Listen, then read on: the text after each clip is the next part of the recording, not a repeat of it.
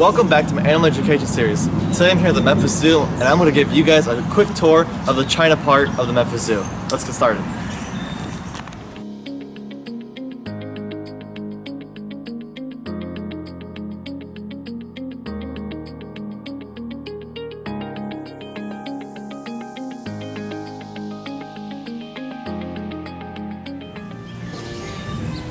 One of my favorite parts about this entire portion of the zoo is not even the animals themselves, which are great and the enclosures are awesome, but it's how they decorated the entire area.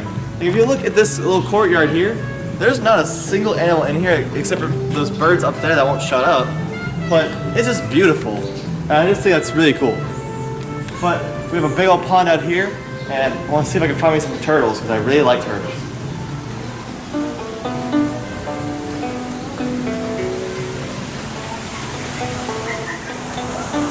Behind us here we have the duck pond with a bunch of Asian themed decor.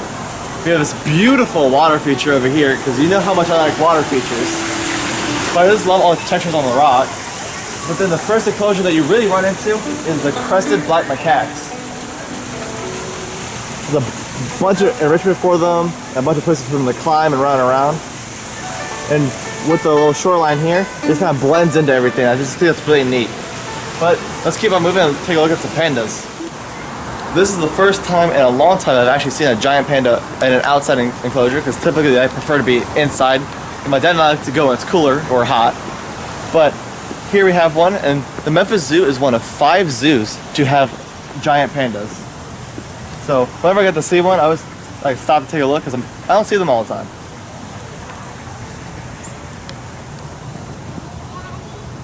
And then off he goes back inside.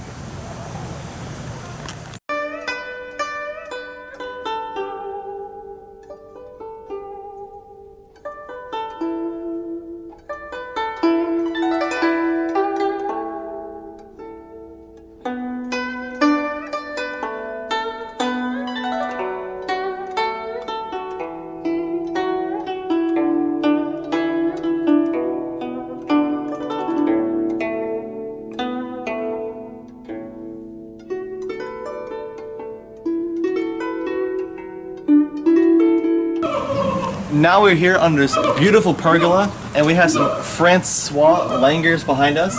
And if you can kind of get a good view up there, there's a little tiny langur up there. I don't know how old he is, but he's puny and he's attracting a lot of attention because we've been here for maybe 20 minutes trying to get this clip. He's just drawing too many people, but he is cute, so there's that. But the scenery here is just amazing. We got some howler monkeys in the background causing way too much noise. But we're gonna go up here and see the David's deer, my bad, and then I'm going to tell you guys a little bit about them. Over here, we are walking up on the David's deer, which chances are you've probably never heard about this animal. But they are a super cool species and a really awesome recovery story for the species. So, back in the early 19th century, these guys were completely wiped out in the wild. The only surviving population was in the Emperor of China's garden, and then there's a flood, and a bunch of peasants were starving, and they went and they killed most of the deer, and then during a rebellion, they killed the rest of the deer. So there's no more in China. The only deer remaining were in a couple of zoos in Europe. And then the Duke of Bedford decided to collect all of the deer, take them to his personal yard, and then he started his own personal breeding program, which then expanded, and they had reintroduction programs in the 80s.